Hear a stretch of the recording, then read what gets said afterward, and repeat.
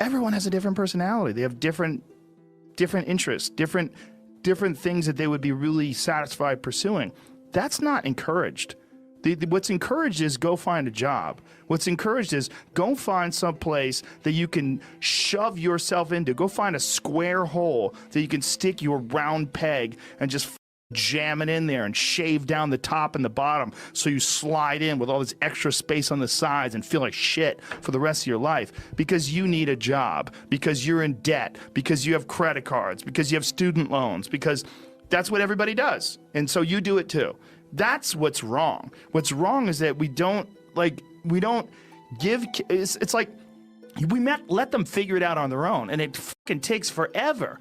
It took forever for me. The only thing that I had going for me was that I was crazy and that I had been spending most of my high school years fighting, so that I was already so far outside of anybody that I was so weird. I didn't fit in anywhere. I was weird too. Isn't that funny? I didn't feel like I had a pot. I knew one thing. I couldn't work like a regular job. Like I had to figure out something else, because like there's the idea of, it was literally the idea of being in an office was like torture. The hinge point between what you just said is that you said, I couldn't stand this, I couldn't work the real job, I couldn't fit into this, so I did something, I had to find another way.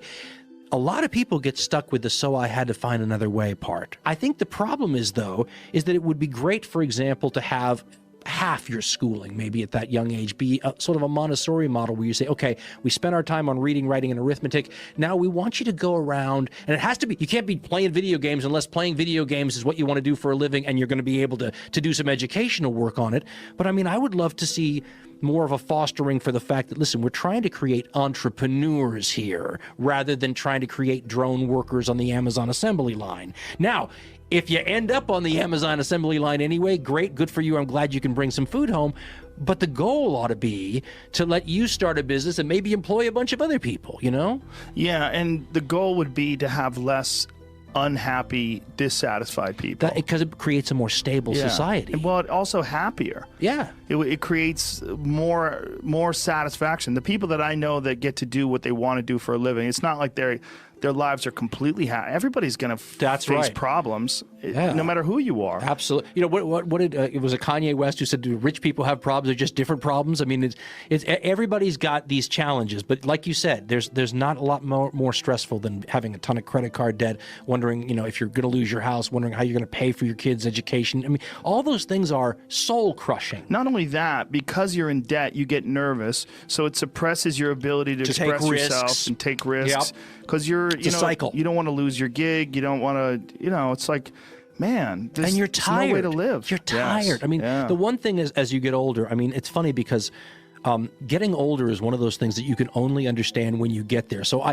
all through your life, you're going through these, God, isn't this the interesting part of being in your 30s or being in your 40s? So as I go into my 50s now, I'm sitting here going, energy is so under-talked about. Yeah. You know, the ability to, like my buddy who wrote me and said, you know, I feel like I screwed up my life. I didn't take enough chances. I played it safe and now I'm so unhappy. He says, and I just can't motivate myself at 50 years old anymore, energy-wise, to start over. Energy is underrepresented. Well, tell it's hard. That guy he's got to fix his health. I knew you were going to say that. That's what it is. Your health is your engine. Yeah, your health is literally the chassis, the tires, the brakes, the engine of your vehicle that you move through this life with. And too many people don't pay attention to it. The lack of energy is a killer. And as you get older especially. It's not just that. It changes your ability to do things. If you don't have energy, not only will you not have the energy to pursue things, but you won't be able to do them the same way. If you have energy and enthusiasm and say like you're healthy and you want to write a book, you're going to have thoughts that'll come into your mind that won't come into your mind if you're exhausted. Agreed. And that's fucking huge. That's huge for anything you're trying to pursue, whether we're talking about furniture making, whether we're talking about being an author, whatever it is. Let's talk about ideas for a minute, because I think that's another one. When we talk about small businesses or starting as an entrepreneur, I'm one of those people that is not sure that we don't have a finite number of ideas to each of us, and all of them are valuable enough, even if they don't appear to be on the surface, to write down. Yeah. Right? as a matter of fact, I went to a business meeting a couple years ago with one of these TV guys I was just talking about, and we go to this business meeting, and we're all on our phones and whatever, and he pulls out an old-fashioned journal that you write in, and he just starts writing. And I looked at that and I thought, in one sense, he looks like a dinosaur, but I went out and bought one. And now it's crazy how often, all I do is write ideas in it. And a lot of them I look back on now and I go, okay, that's still stupid. But other ones I look back on and go, God, I didn't know what this idea meant at the time, but 5 years later, this idea is really, I guess what I'm saying is that if you wanted to take almost like a religious view of it, God only gives you so many, write down and cherish the ideas. But there is something to that. Folks, what really is going to make you unique sometimes is the way your brain works differently than anyone's brain who's ever existed on the planet. That's valuable right there. Write down what comes out of the brain, because you capture those things. Yes, because capture if you don't capture them, they will slip away. And sometimes the idea isn't good until the second half arrives later, right? So idea number 1's in your book from 5 years ago. Idea number 2 that finally completes that idea arrives later. I mean, I had a friend who was so creative, and he said he gets the best ideas at night. So he just turns on the light at the side of the table, writes it down in the book, and by morning there's another idea down there. Yeah. And quantity has a quality all its own, and sometimes a book filled with interesting ideas out of your individual unique head will help you later on. So write them down. Yeah, you have There's no to. downside. I have an app on my phone where I can just, the Notes app. You ever use that? Sure, where it has a little microphone. It's filled with stuff. I talk into that thing. I do too. And it dictates it really almost perfectly. So I'll have an idea and I'll just be driving down the road. I just press that button. I start talking into it and then I put it down. I got it. I got that one. I captured it. Think about people who had one fantastic idea in their life and built their whole life on it. Yeah. And you never know which idea that's going to be. And you know what? I was an improv. Again, you know more about this than I do, but I was a theater major for my first 2 years of college, and we did improv comedy. And the guy who taught us improv in high school, really, he had a great line. He said, that part of your brain, like every part of your brain, is a muscle. And he said, the more you're thinking, okay, I got a show this Friday that I have to come up with something funny for, the better you get at it. Yeah. And you start looking, your brain starts looking at things and finding things. So you're almost like training it to help you now in this new endeavor. It's a very plastic sort of an approach, but it's the same thing with the ideas. One idea in your little book that you wrote down could make your life, your child. I mean, if you're Henry Ford, I mean, how many people did you employ for decades afterwards because of a good idea? I mean, our world is built on those things. And also, like, the idea of having these ideas and the enthusiasm that comes from it, like, it starts to escalate and you start to calculate, like, oh, and I need more, and I need this, and maybe that, and then the motivation and the momentum of these ideas can lead to enthusiasm. And you attract other people who can add. And I mean, this is what we said about, like, you start your website and you just do it, because things, once you push the verb of living manages to create ripples in, get a little bit metaphysical here, but ripples in time in front of you that open up possibilities. And because someone may, if you only have one podcast listener, but that podcast listener is like, wow, that's great, and gets a hold of you, and your life goes off in another different direction. But you have to try. You have to try. Yeah, well, you don't have to. You could just drone on. But I would recommend not doing that. I would also suggest that you and I and everyone has an interest in not allowing people to drone on too much, because for the same reason I talked about we did a Common Sense show once called The Revenge of the Gangrenous Finger. And the idea was that, if you ignore people in your society that aren't doing well long enough, it's a little like saying, yes, my finger has gangrene, but it's the little one, so who the hell cares? But eventually, if you ignore it long enough, it'll poison your bloodstream and destroy the body itself.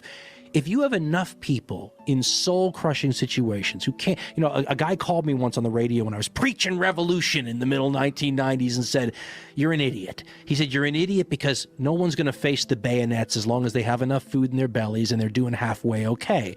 But of course, the implication there is if they don't have food in their bellies and they're not doing okay, then all bets are off. We all have a vested interest in seeing that more of our countrymen do better, because it's better for the society as a whole, creates a better world for your kids, happier. I mean, there's so many. And the one thing about our system, people talk about patriotism all the time. But to me, the real patriotism is saying we've created a system here. It works this way. It encourages people to go do these things.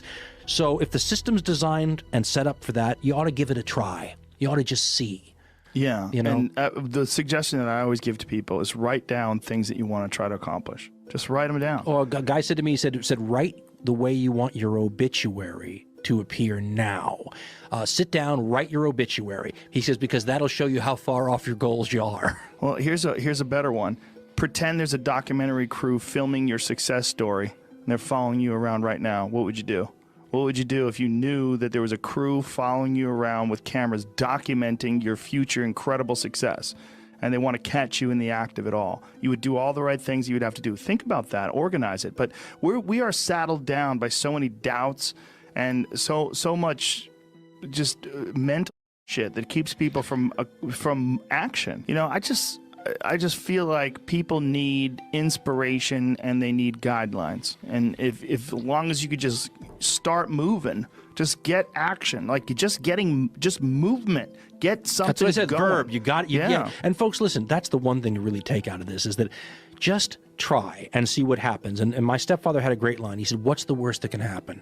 Yeah. And, you know, sometimes you have to think about that to realize if you're scared about failure, don't be scared about the greatest in the world have failed. If you're worried about going into debt, I understand that. Don't be scared of failure. I think failure is awesome for you. And that's one of the reasons why, like I said, I like doing things that I suck at. You know, you could get real complacent if you're really good at something and you only do that thing all the time. I agree with that. And you're not growing anymore. Yeah, you're just not challenged. You're not at the bottom of the heap. You know, if you start jiu-jitsu right now and you're a white belt, you're like, oh, God, what the how could I ever get good at this? And it's humbling. But in that humbling thing, you learn about yourself, you learn about discipline, and you build up that engine, that muscle that is trying to work things out and figure things out. Creating a more formidable you. Yeah, it's a good way to look at it.